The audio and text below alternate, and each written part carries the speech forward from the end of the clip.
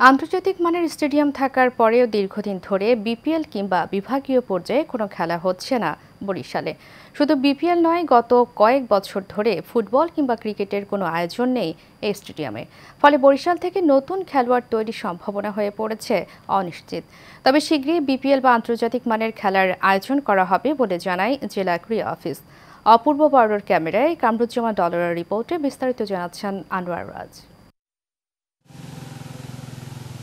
দীর্ঘ কয়েক বছর ধরে অচলাবস্থার কারণে আয়তনে দেশের সবচেয়ে বড় বরিশাল স্টেডিয়ামে জেলা কিংবা বিভাগীয় পর্যায়ে কোনো খেলা অনুষ্ঠিত হয় না।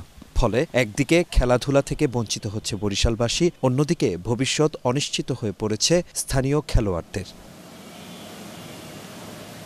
৮০ কোটি টাকা ব্যয়ে স্টেডিয়ামের বিভিন্ন উন্নয়ন কাজ হাতে নেওয়া হলেও কাজ শেষ না হওয়ায় এবারও এই স্টেডিয়ামে গড়াচ্ছে না বিপিএল এর ম্যাচ।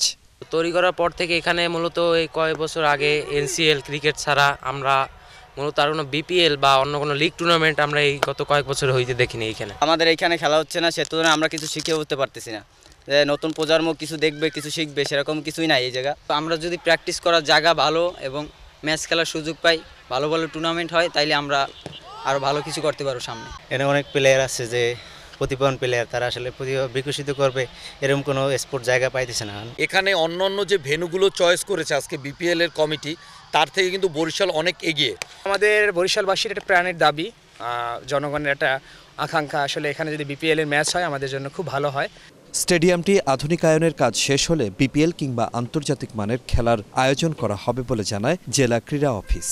বরিশালের এই স্টেডিয়ামটা বাংলাদেশের কিন্তু অন্যতম একটি সেরা স্টেডিয়াম এই স্টেডিয়ামটা হতে যাচ্ছে এবং আমরা আশাবাদী বরিশালে আন্তর্জাতিক খেলা সহ বাংলাদেশের বিভিন্ন যে লিগ রয়েছে সেই লিগগুলো বরিশালে অনুষ্ঠিত হবে। অচলাবস্থা কাটিয়ে জাতীয় ও আন্তর্জাতিক পর্যায়ের খেলোয়াড় তৈরিতে নিয়মিত লিগ ও টুর্নামেন্ট আয়োজনের মাধ্যমে এই স্টেডিয়ামটি প্রাণবন্ত করার দাবি বরিশালবাসীর।